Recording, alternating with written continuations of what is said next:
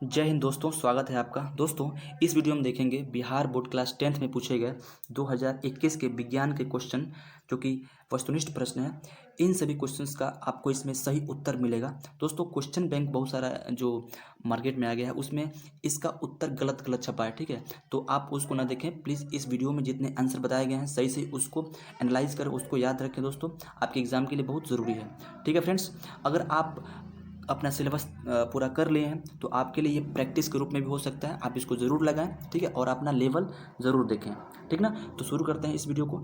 आइए देखते हैं पहला क्वेश्चन। फ्रेंड्स, आपके सामने पहला, यानी कहने का मतलब, जो मिली का मतलब होता है, मिली मतलब होता है 10 का पावर -3, ठीक है। ये मिली का मतलब होता है, ठीक है।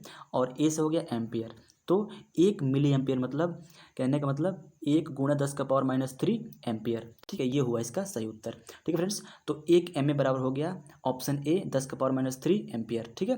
चलते हैं अगले क्वेश्चन पे। 2 नंबर, डीजल का उपयोग होता है दोस्तों। तो आप ध्यान से पढ़ेंगे चारों ऑप्शंस को तो आपको समझ में आएगा कि बाकी जो 3 ऑप्शन है वो सब में होता है डीजल का उपयोग। तो ऑप्शन जो डी है वो इनमें से सभी हो जाएगा, ठीक है। Option D is the right answer of this question, ठीक है। ये बिल्कुल सही उत्तर है इस क्वेश्चन का। चलते हैं अगले क्वेश्चन पर। तो फ्रेंड्स, आपके सामने अगला क्वेश्चन है, ध्यान से देखिएगा। क्वेश्चन नंबर 3 कह रहा है कि सौर सेल सौर ऊर्जा को रूपांतरित करते हैं। तो ध्यान से पढ़िए चारों ऑप्शंस को और अपना आंसर देने का प्रयास कीजिए। अगर आप जानते हो आंसर तो अपना आंसर आप कमेंट कर सकते हैं पहले, ठीक है। तो इसका सही उत्तर क्या होगा बताइए। तो फ्रेंड्स, इसका सही जो उत्तर है, बिल्कुल से सही उत्तर है, वो है ऑप्शन डी, ठीक है। यानी विद्युत ऊर्जा में जो सौर सेल होता है, जिसको कहते हैं सोलर पैनल, ठीक ना, जो नहीं लगा होता है सोलर, अक्सर कभी कभी टॉर्च में लगा होता है, कभी कभी इमरजेंसी लाइट में लगा होता है, ठीक है, जिससे हम लाइट जलाते हैं। तो वो जो होता है सौर सेल, वो क्या करता है, वो सौर ऊर्जा को ना विद्युत ऊर्जा में बदल देता है, ठीक है। वो सौर ऊर्जा क्या करता है, वो इलेक्ट्रिक एनर्जी में बदल देता है, ये होता है। तो इसका उत्तर हो जाएगा ऑप्शन डी। चलते हैं अगले क्वेश्चन पे। जो 4 नंबर क्वेश्चन है, कह रहा है कि सोना की परमाणु संख्या कितनी होती है, जो गोल्ड होता है उसकी एटॉमिक नंबर कितनी होती है। तो इसका सही उत्तर है, बिल्कुल सही उत्तर, ऑप्शन सी, यानी 79 होती है, ठीक है। चलते हैं अगले क्वेश्चन पे। कह रहा है निम्न में कौन ऑक्सीकरण की क्रिया नहीं है। तो ऑक्सीकरण क्रिया कौन नहीं है बताइए। आपके सामने 4 ऑप्शन है, ध्यान से ऑप्शंस को आप पढ़ेंगे तो आपको समझ में आएगा कि कौन इसमें से ऑक्सीकरण क्रिया नहीं है, ठीक है। तो दोस्तों, यहाँ पे देखिए ध्यान से, ये कह रहा है ऑप्शन ए दहन, ऑप्शन बी श्वसन, ऑप्शन सी भोजन का पचना और ऑप्शन डी अवक्षेपण। तो इसमें आप ध्यान से देखेंगे तो यहाँ पे आपको दिखेगा जो ऑप्शन डी है, जो अवक्षेपण होता है, ये ऑक्सीकरण क्रिया नहीं है। बाकी तीनों हैं, दहन भी है, भोजन का पचना भी है, श्वसन भी है, ठीक है, समझ गए। चलिए अगला क्वेश्चन पर। क्वेश्चन नंबर 6 कह रहा है कि ऑक्सीजन की संयोजकता है, तो ऑक्सीजन की जो वैलेंसी होती है, संयोजकता होती है, वो कितनी होती है। तो वो बिल्कुल सही उत्तर इसका है ऑप्शन सी, यानी 2 होती है। कहने का मतलब जो ऑक्सीजन जो परमाणु है उसके बाह्यतम कक्षा में कितने होते हैं इलेक्ट्रॉन, तो 6 होते हैं इलेक्ट्रॉन बाह्यतम कक्षा में। तो उसको अष्टक पूरा करने के लिए चाहिए उसको 2 इलेक्ट्रॉन, तो वही 2 इलेक्ट्रॉन क्या कहलाएगी, उसकी संयोजकता कहलाएगी, ठीक है, समझ गए। चलिए चलते हैं अगले क्वेश्चन पर। कह रहा है 7वां नंबर क्वेश्चन कि अम्लीय वर्षा के जल का पीएच मान होना चाहिए, तो कितना होना चाहिए। तो इस क्वेश्चन का आप अगर ध्यान से एनालाइज करेंगे तो इस चारों ऑप्शन में से इसका राइट आंसर हो जाएगा ऑप्शन बी, क्या होगा, यानी 5.6 से कम होता है पीएच मान, ठीक है, अम्लीय वर्षा के जल का, याद रखिएगा, ठीक है। इसमें जितने भी क्वेश्चन है बिल्कुल ऑथेंटिक हैं, सही क्वेश्चन है, ठीक है। आपके सामने अगला क्वेश्चन है 8वां नंबर। कह रहा है कि चींटी के डंक में कौन सा अम्ल पाया जाता है दोस्तों। चींटी का डंक होता है, उसमें पाया जाता है मेथेनोइक अम्ल। क्या होता है, तो मेथेनोइक अम्ल पाया जाता है, याद रखिए क्या होता है उसमें, तो मेथेनोइक अम्ल पाया जाता है, ठीक है, इसको याद रखिए। आपके सामने अगला क्वेश्चन ध्यान से देखिएगा। कह रहा है कि 9वां नंबर, निम्नलिखित में से कौन संवहक उत्तक है, ठीक है। संवहक उत्तक कौन है बताइए। तो इसका सही उत्तर है फ्रेंड्स ऑप्शन डी, ठीक है, यानी जाइलम फ्लोएम जो होते हैं इन्हें बोलते हैं संवहन उत्तक बोला जाता है, ठीक है। ट्रांसपोर्टेशन, ठीक है, वो जो होते हैं टिश्यू, जो अक्सर किस में होते हैं, तो पादप में पाए जाते हैं ये। तो ये कौन कौन फ्लोएम और जाइलम होते हैं, ये क्या होते हैं, संवहन उत्तक होते हैं, ठीक है।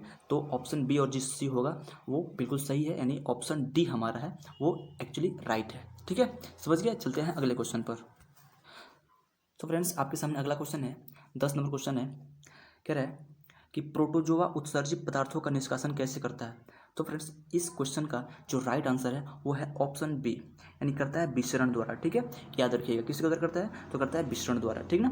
चलते हैं अगले क्वेश्चन पर। 11 नंबर क्वेश्चन है, कह रहा है मनुष्य के शरीर की सबसे बड़ी ग्रंथि कौन है। सबसे बड़ी जो ग्लैंड है मनुष्य के शरीर का वो कौन सा है? तो इस चारों ऑप्शन में सबसे जो सही उत्तर है वो है ऑप्शन डी।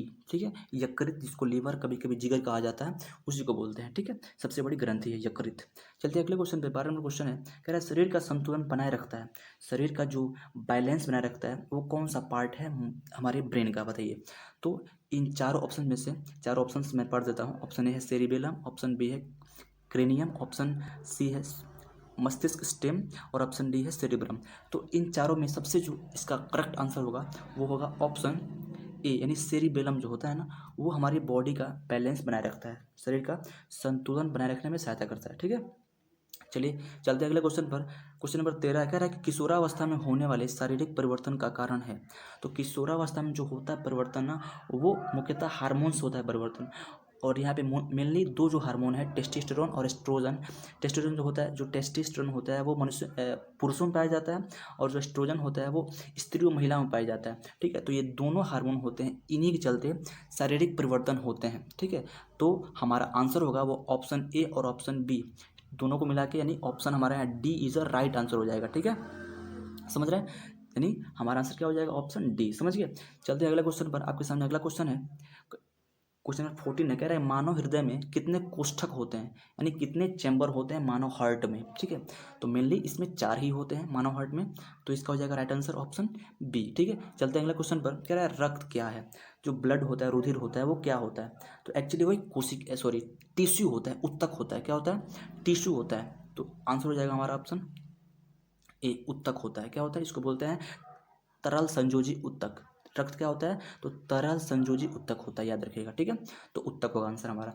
चलते अगले क्वेश्चन पर। कह रहा है 16 नंबर कि जीन शब्द किसने प्रस्तुत किया। ठीक है, नहीं सबसे पहले जीन शब्द को किसने इंट्रोड्यूस किया था? तो इसका हो जाएगा राइट आंसर ऑप्शन सी, यानी जोहानसन ने किया था। किसने किया था? तो जोहानसन ने सबसे पहले जीन शब्द का उसको प्रस्तुत किया था। ठीक है, चलते हैं अगले क्वेश्चन पर। दोस्तों आपके सामने अगला क्वेश्चन हमारा है, देखिए ध्यान से। क्वेश्चन नंबर 17 कह रहा है कि विद्युत चुंबक बनाने के लिए किस पदार्थ के छड़ का उपयोग होता है? तो इसका सबसे राइट आंसर है वो है ऑप्शन सी, यानी नरम लोहा का प्रयोग किया जाता है। ठीक है, चलते हैं अगले क्वेश्चन पर। 18 क्वेश्चन कह रहा है कि जब किसी चालक तार द्वारा विद्युत धारा प्रवाहित होती है तो गतिशील कण क्या है? तो उस चालक तार में जब धारा प्रवाहित होती है तो धारा में क्या एक्चुअली गतिशील होता है, कौन सा कण होता है, उसका नाम क्या है? तो बताइए। इसका सही उत्तर है फ्रेंड्स ऑप्शन डी, यानी इलेक्ट्रॉन गतिशील होता है। ठीक है, इलेक्ट्रॉन होता है। चलते हैं अगले क्वेश्चन पर। क्वेश्चन नंबर 19 कह रहा है कि ओम का नियम है। तो ओम का नियम क्या होता है दोस्तों? तो ओम का नियम होता है V बराबर आई आर। तो option A is the right answer. ठीक है, यानी V बराबर क्या होता है? आई आर होता है, या कह सकते हैं क्या, आर बराबर V बटा आई। ठीक है, ये उसको कह सकते हैं। अगला क्वेश्चन आपके सामने है 20 नंबर। कह रहा है विभवांतर का ऐसी मात्रक क्या होता है? विभवांतर का ऐसी मात्रक होता है ऑप्शन डी, यानी वोल्ट होता है। क्या होता है? तो वोल्ट होता है, याद रखिएगा। ठीक है, चलते हैं अगले क्वेश्चन पर। आपके सामने अगला क्वेश्चन है, और क्वेश्चन नंबर 21 कह रहा है कि एमीटर का प्रतिरोध होता है। तो एमीटर का जो प्रतिरोध होता है वो बहुत छोटा होता है, काफ़ी कम होता है। ठीक है, आंसर क्या हो जाएगा? ऑप्शन सी, बहुत छोटा होता है। ठीक है, समझ गए। चलते हैं अगले क्वेश्चन पर। 22 कह रहा है कि विद्युत बल्ब का फिलामेंट निम्न में से किस धातु का बना होता है? तो विद्युत बल्ब का जो फिलामेंट होता है उसका जो गलनांक होता है काफ़ी ज़्यादा होता है। ठीक है, विद्युत बल्ब का जो फिलामेंट होता है वो बना होता है टंगस्टन का। किसका बना होता है? तो टंगस्टन धातु का बना होता है। ठीक है, समझ गए। चलते हैं अगले क्वेश्चन पर। क्वेश्चन नंबर 23 कह रहा है कि रियोस्टेट का उद्देश्य क्या है? रियोस्टेट का उद्देश्य क्या है बताइए दोस्तों। इसका रियोस्टेट का उद्देश्य है ऑप्शन सी। क्या है? ऑप्शन सी है, यानी धारा का परिमाण में वृद्धि या कमी, ये दोनों के लिए उसका उद्देश्य है। ठीक है, धारा का परिमाण में वृद्धि या कमी दोनों होता है। समझ गए, तो ये इसका राइट आंसर है। चलते हैं अगले क्वेश्चन पर। दोस्तों आपके सामने अगला क्वेश्चन हमारा है 24 नंबर। कह रहा है कि विद्युत आवेश का ऐसी मात्रक क्या होता है? विद्युत आवेश जो होता है, इलेक्ट्रिक जो आवेश चार्ज होता है, उसका एस आई मात्रक क्या होता है? तो बताइए इसका सही उत्तर। आपके सामने 4 ऑप्शन से ध्यान से पढ़िए और अपना आंसर देने का प्रयास कीजिए। इसका सही उत्तर है फ्रेंड्स ऑप्शन डी, यानी गुलाम होता है। ठीक है, चलते हैं अगले क्वेश्चन पर। क्वेश्चन 25 कह रहा है कि श्वसन के अंतिम उत्पाद हैं। तो श्वसन के जो अंतिम उत्पाद होते हैं ना, वो होते हैं कार्बन डाइऑक्साइड और जल। क्या होते हैं? कार्बन डाइऑक्साइड और जल। तो option A is the right answer of this question. ठीक है, यानी CO2 और H2O होगा इसका अंतिम उत्पाद। चलते हैं अगले क्वेश्चन पर। क्वेश्चन पर कह रहा है 26 कि दांत की सबसे ऊपरी परत क्या होती है। तो दांत की सबसे ऊपरी परत होती है उसको बोलते हैं इनामेल। क्या बोलते हैं? इनामेल बोलते हैं। Option B is the right answer. चलते हैं अगले क्वेश्चन पर। कह रहा है कि मानव आहार नल का सबसे लंबा भाग क्या है। तो जो मानव आहार नल होता है उसमें बहुत सारे पार्ट्स होते हैं अलग अलग, ठीक है, बहुत सारे उसमें ऑर्गन्स होते हैं। जो उसमें सबसे जो लंबा पार्ट होता है ना उसका नाम है छोटी आंत। क्या होता है? छोटी आंत। ठीक है, समझ गए। स्मॉल इंस्टेटाइन होता है वो होता है सबसे जो सबसे लंबा पार्ट होता है वो क्या होता है? छोटी आंत होता है। ठीक है, नाम है छोटी आंत लेकिन सबसे लंबा यही होता है, याद रखिएगा। ठीक है, अगला क्वेश्चन आपके सामने है, क्वेश्चन नंबर 28। परागकण निम्न में से किसके अंदर बनते हैं। जो परागकण होते हैं, जो पोलन ग्रेन्स होते हैं, वो किसके अंदर बनते हैं बताइए। तो आपके सामने 4 ऑप्शन से, ध्यान से पढ़िए ऑप्शंस को और आंसर दीजिए। तो इसका सही उत्तर फ्रेंड्स ऑप्शन ए। ठीक है, यानी परागकोश में बनते हैं परागकण। ठीक है, समझ गए। चलते हैं अगले क्वेश्चन पर। क्वेश्चन नंबर 29 कह रहा है कि चालनी नलिकाएं पाई जाती हैं। दोस्तों तो चालनी जो नलिकाएं होती हैं वो पाई जाती हैं फ्लोएम में। कहाँ पाई जाती हैं? तो फ्लोएम में पाई जाती है। तो phloem is the right answer of this question. बिल्कुल करेक्ट आंसर है फ्लोएम। ठीक है, चलते हैं अगले क्वेश्चन पर। कह रहा है क्वेश्चन नंबर 30 कि आरबीसी का जीवन अवधि होती है। तो दोस्तों आरबीसी जो होता है, रेड ब्लड सेल्स, इसका जो जीवन अवधि होती है वो 120 दिन होती है। कितनी होती है? तो 120 दिन होती है। Option A is the right answer. ठीक है, चलते हैं अगले क्वेश्चन पर। दोस्तों आपके सामने अगला क्वेश्चन है, क्वेश्चन नंबर 31। कह रहा है कि मानव शरीर की सबसे लंबी कोशिका है। तो मानव शरीर की सबसे लंबी कोशिका होती है वो होती है न्यूरॉन। क्या होती है? उसको बोलते हैं तंत्रिका कोशिका। क्या बोलते हैं उसको? वो मस्तिष्क में पाई जाती है, ब्रेन में पाई जाती है, तंत्रिका कोशिका होती है। ठीक है, समझ गए। चलते हैं अगले क्वेश्चन पे। क्वेश्चन नंबर 32 कह रहा है कि अंडाणु निषेचित होता है, फर्टिलाइज होता है। तो कहाँ पे होता है अंडाणु निषेचित? तो वो होता है फेलोपियन ट्यूब में, फेलोपियन नलिका में। इसको बोलते हैं डिंब वाहिनी भी बोलते हैं इसको। ठीक है, याद रखिएगा। तो इन चारों ऑप्शन में से योनि, गर्भाशय, अंडाशय, फेलोपियन नलिका में से तो आंसर हमारा क्या हो जाएगा? ऑप्शन डी फेलोपियन नलिका is right answer, correct answer. ठीक है, चलते हैं अगले क्वेश्चन पर। आपके सामने अगला क्वेश्चन हमारा है, क्वेश्चन नंबर 33। निम्नांकित में कौन पादप हार्मोन नहीं है। यानी पादप हार्मोन ये नहीं है, बताना है आपको। तो इसमें से जो ऑप्शन डी है ना, ये वाला, यही ऑक्सीटोसिन है। ऑक्सीटोसिन ये क्या है? ये पादप हार्मोन नहीं है। बाकी ये तीनों जो है एथिलीन, साइटोकाइनिन, ऑक्सीन, ये सब क्या है? ये पादप हार्मोन है। ठीक है, समझ गए। चलते हैं अगले क्वेश्चन पर। कह रहा है क्वेश्चन नंबर 34। फूल में नर प्रजनन अंग कौन है। तो जो फूल होता है उसमें जो नर पार्ट होता है, जो नर प्रजनन अंग होता है फूल का, वो क्या होता है? तो वो पुंकेसर होता है। क्या होता है? पुंकेसर। ठीक है, बाकी यहाँ पे जो तीनों दिए गए हैं, अंडाशय, वर्तिकाग्र और वर्तिका, ये सभी क्या है? ये सभी मादा प्रजनन अंग है। ये सभी क्या है? ये सभी मादा वाले हैं। ठीक है, ये क्या है? पुंकेसर, ये नर प्रजनन अंग होता है। ठीक है, याद रखिएगा। चलते हैं अगले क्वेश्चन पर। आपके सामने अगला क्वेश्चन हमारा है, कह रहा है, ध्यान से देखिए यहाँ पे दोस्तों। कह रहा है क्वेश्चन नंबर 35, निम्नलिखित में किसमें द्विखंडन नहीं होता है। तो द्विखंडन किसमें नहीं होता है? तो इसका राइट आंसर हो जाएगा ऑप्शन बी, ईस्ट में। तो ईस्ट में क्या होता है? मुकुलन होता है, द्विखंडन नहीं होता है। ठीक है ना, ईस्ट में क्या होता है? तो मुकुलन होता है, द्विखंडन नहीं होता है। द्विखंडन होता है अमीबा में, पैरामीशिया में और यूग्लिना में। ठीक है, लेकिन ईस्ट में मुकुलन होता है, याद रखिएगा। चलते हैं अगले क्वेश्चन पर। क्वेश्चन नंबर 36 कह रहा है कि पारिस्थितिकी तंत्र में ऊर्जा का स्रोत है। जो पारिस्थितिकी तंत्र होता है, जो इकोसिस्टम होता है, उसमें जो एनर्जी का जो सोर्स है वो क्या है? तो है सूर्य का प्रकाश। क्या है वो सूर्य का प्रकाश होता है, सनलाइट होता है। ठीक है, चलते हैं अगले क्वेश्चन पर। आपके सामने अगला क्वेश्चन हमारा है 37 नंबर। निम्नलिखित में से किसे आनुवांशिकी का पिता कहा जाता है। ठीक है, किसको फादर ऑफ जेनेटिक्स कहा जाता है? तो वो है कौन? Gregor John Mendel. कौन है? तो option B is the right answer of this question.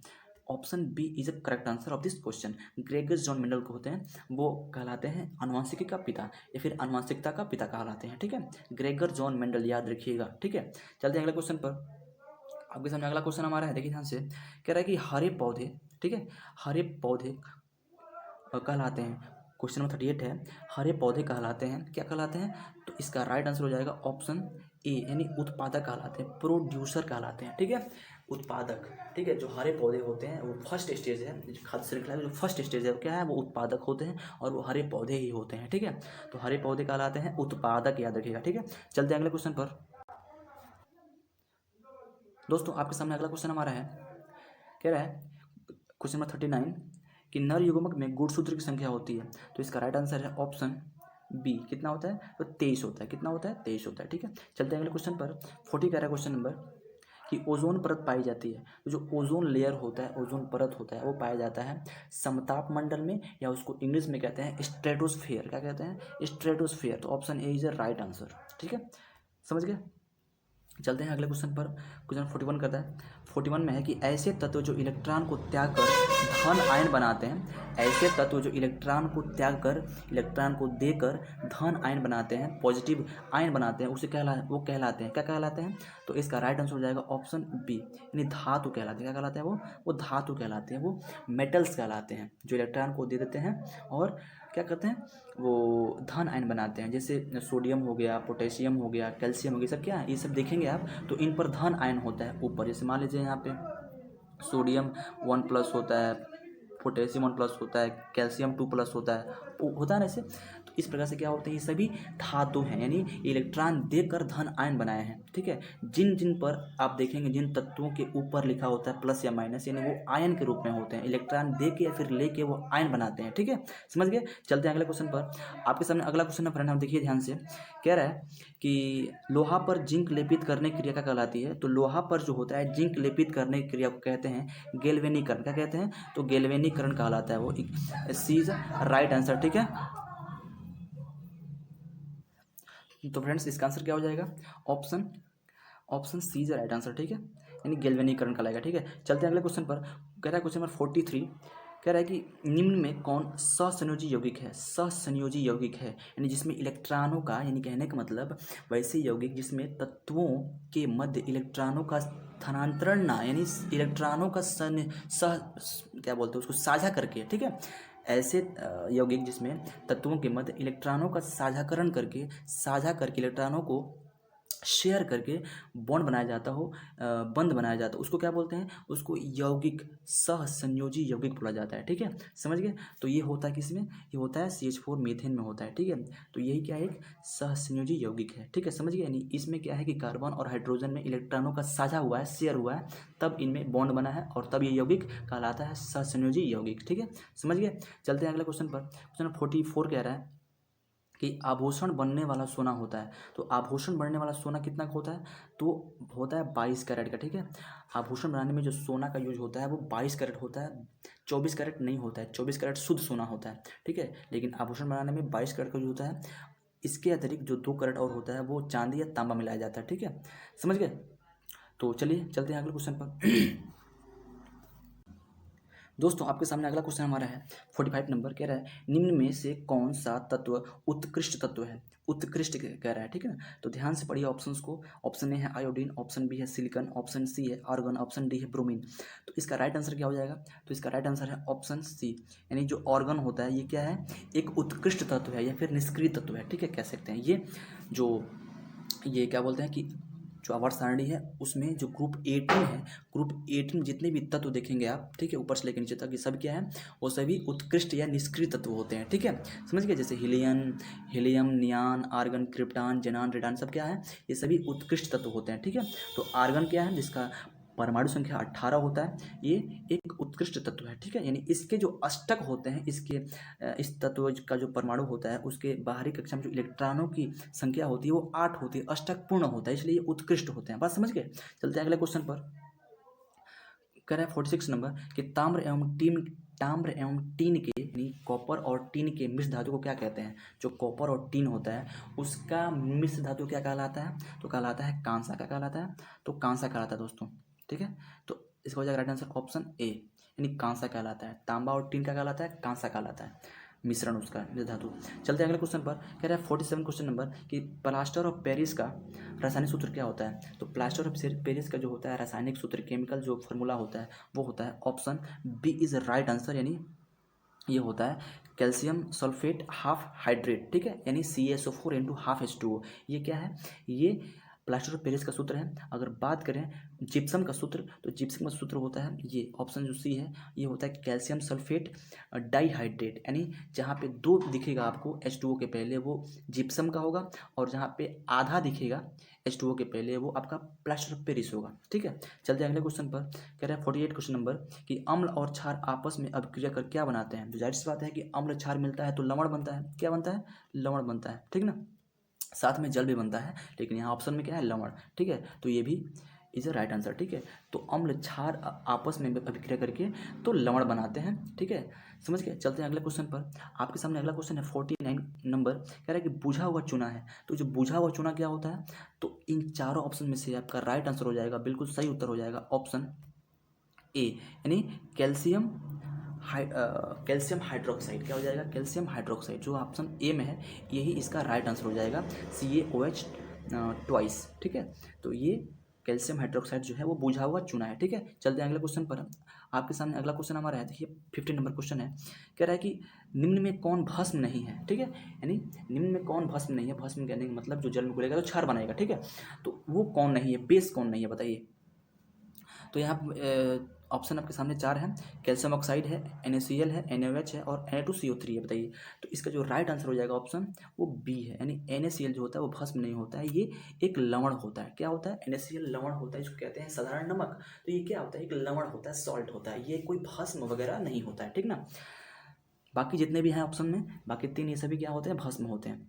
ठीक है, चलते हैं अगले क्वेश्चन पर। आपके सामने अगला क्वेश्चन है 51 नंबर, जस्ता का अयस्क है, यानी जस्ता जो होता है वो किस खनिज पदार्थ से पाया जाता है, यानी किस अयस्क से मिलता है। तो यहाँ पे चारों ऑप्शन में, ऑप्शन ए में सिनेबार है, ऑप्शन बी में जिंक ब्लेड है, ऑप्शन सी में बॉक्साइड है और ऑप्शन डी में सोडियम क्लोराइड है। तो यहाँ पे 4 ऑप्शन से ध्यान से पढ़िए, कौन सा ऐसा अयस्क है जिसमें जस्ता या जिंक पाया जाता है। तो इसका हो जाएगा राइट आंसर ऑप्शन बी। ठीक है, यानी जिंक ब्लेड में पाया जाता है, जिंक ब्लेड में। ठीक है, समझ गए। तो जिंक ब्लेड में क्या पाया जाता है, तो जस्ता, जस्ता को जिंक भी कहते हैं। ठीक है, बात समझ रहे हैं। हाँ, चलते हैं अगले क्वेश्चन पर। आपके सामने अगला क्वेश्चन हमारा, देखिए ध्यान से, कह रहा है कि 52 नंबर, सिलिकॉन है एक। तो सिलिकॉन क्या है, जो सिलिकॉन होता है वो धातु होता है कि अधातु होता है कि उपधातु होता है कि मिश्र धातु होता है। तो बताइए इसका आंसर क्या होगा।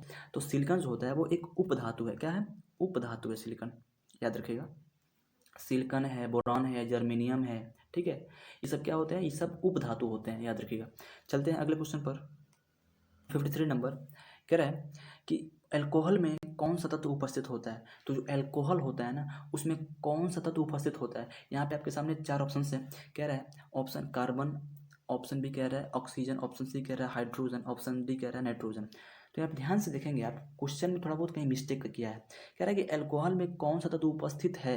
यहाँ पे देखेंगे तो कार्बन, ऑक्सीजन, हाइड्रोजन तीनों होता है उपस्थित, यहाँ पे नाइट्रोजन नहीं होता है। तो यहाँ पे क्वेश्चन होना चाहिए कि अल्कोहल में कौन सा तत्व उपस्थित नहीं है। तो यहाँ पे नहीं होना चाहिए, नहीं नहीं, यहाँ पे नहीं लिखना चाहिए क्वेश्चन में।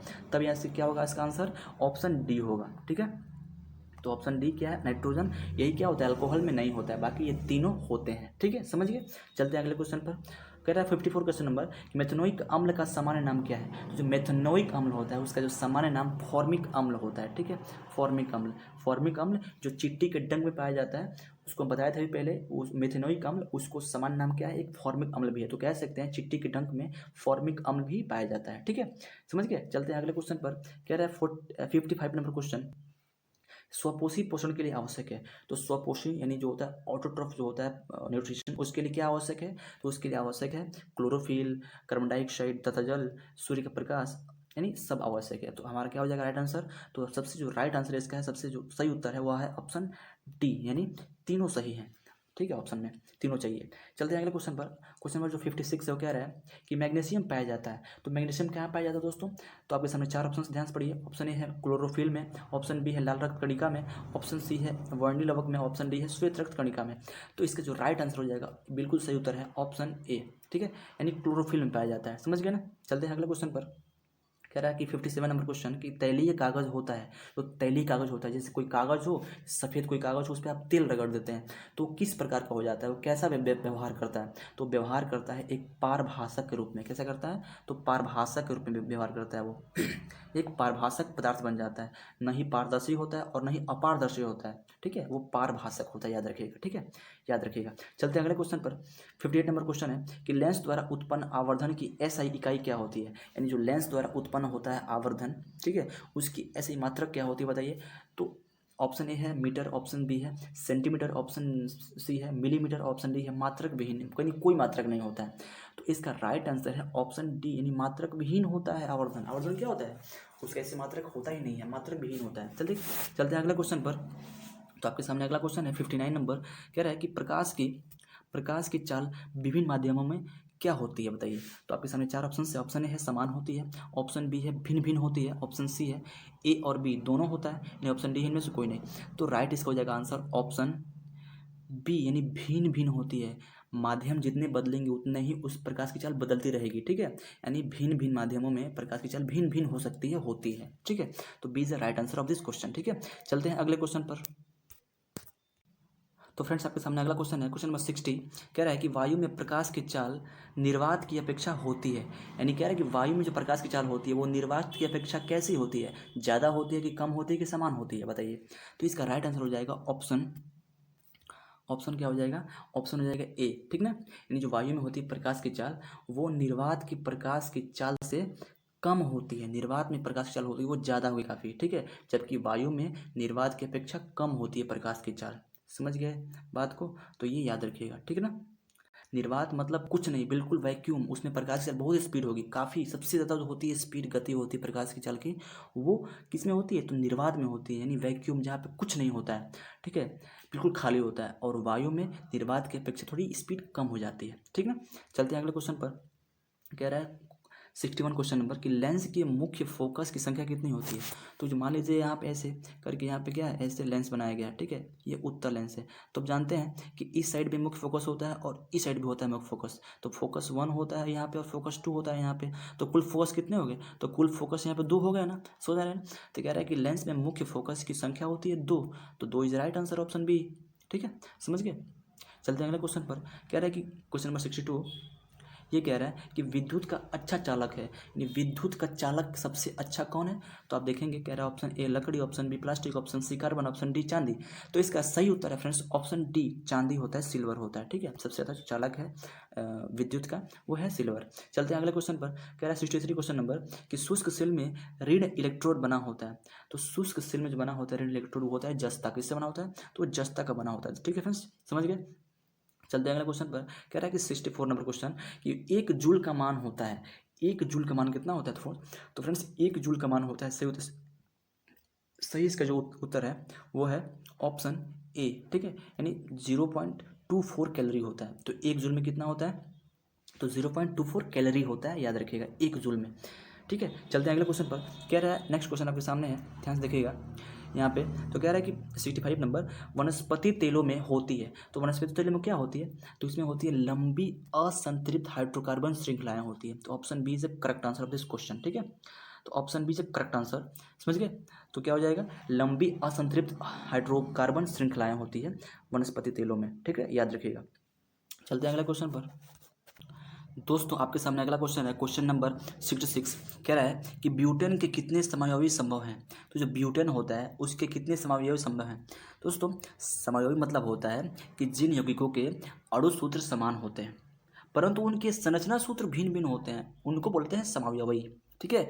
और ऐसी जो घटना होती है इसको बोलते हैं समावयवता, क्या बोलते हैं, समावयवता बोलते हैं।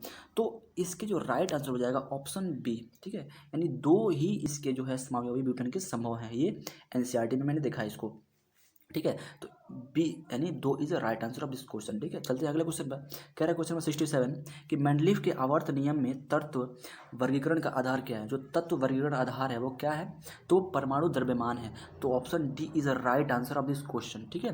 तो जो मेंडलीव ने अपना आवर्त नियम दिया था उसमें उन्होंने तत्वों को उनके परमाणु द्रव्यमान के आधार पर रखा था, सजाया था, समझ गए बात को। चलते हैं अगले क्वेश्चन पर। कह रहा है क्वेश्चन नंबर 68 यानी अमोनिया के अणु में नाइट्रोजन और हाइड्रोजन के परमाणुओं की संख्या का अनुपात है तो कैसा है। यानी जो अमोनिया होता है NH3, ये आप देख सकते हैं जिसमें नाइट्रोजन 1 है और हाइड्रोजन के 3 परमाणु हैं। नाइट्रोजन के 1 परमाणु है और हाइड्रोजन के 3 परमाणु हैं, यानी नाइट्रोजन और हाइड्रोजन के परमाणुओं की संख्या का अनुपात बात करें, नाइट्रोजन का 1 हो गया और अनुपात हाइड्रोजन का 3 हो गया, तो 1:3 हो जाएगा, बात समझ रहे हैं।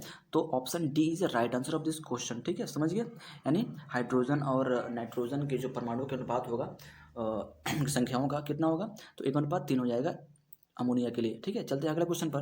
कह रहा है क्वेश्चन नंबर 69 ये कह रहा है कि निम्न में कौन कमरे के तापक्रम पर द्रव होता है। तो फ्रेंड्स जो कमरे के तापक्रम पर द्रव होता है वो होता है एथेनॉल। क्या होता है, ethanol. Ethanol is the right answer of this question, ठीक है। जो एथेनॉल होता है, इसको अल्कोहल कहा जाता है कभी कभी। ये क्या है, तो कमरे के तापक्रम पर द्रव अवस्था में पाया जाता है। समझ गए। चलते हैं अगले क्वेश्चन पर। तो आपके सामने अगला क्वेश्चन है फ्रेंड्स, क्या रहा है 70 नंबर क्वेश्चन।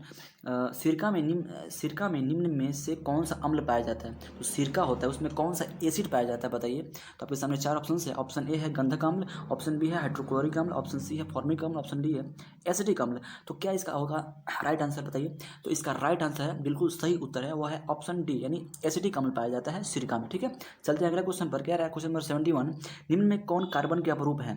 तो जो कार्बन के अपरूप कौन कौन से बताइए, ध्यान से देखेंगे आप। तो क्या रहा है option A graphite, option B हीरा, option C fluorine, option D इनमें से कोई नहीं। आप यहाँ देखेंगे कि ग्रेफाइट भी है कार्बन का प्रूफ, हीरा भी है, फ्लोरीन भी है। तो यहाँ पे ऑप्शन में कहीं ना कहीं मिस्टेक किया है। यहाँ पे होना चाहिए इनमें से सभी। क्या होना चाहिए, इनमें से सभी। तो इसका होगा राइट आंसर ऑप्शन डी। क्या होगा, ऑप्शन डी, यानी ग्रेफाइट भी है, हीरा भी है, फ्लोरीन भी है, ये तीनों क्या है, कार्बन के अप्रूप हैं। इसलिए ऑप्शन डी इनमें से सभी सही आंसर होगा। ठीक है, चलते हैं अगले क्वेश्चन पर।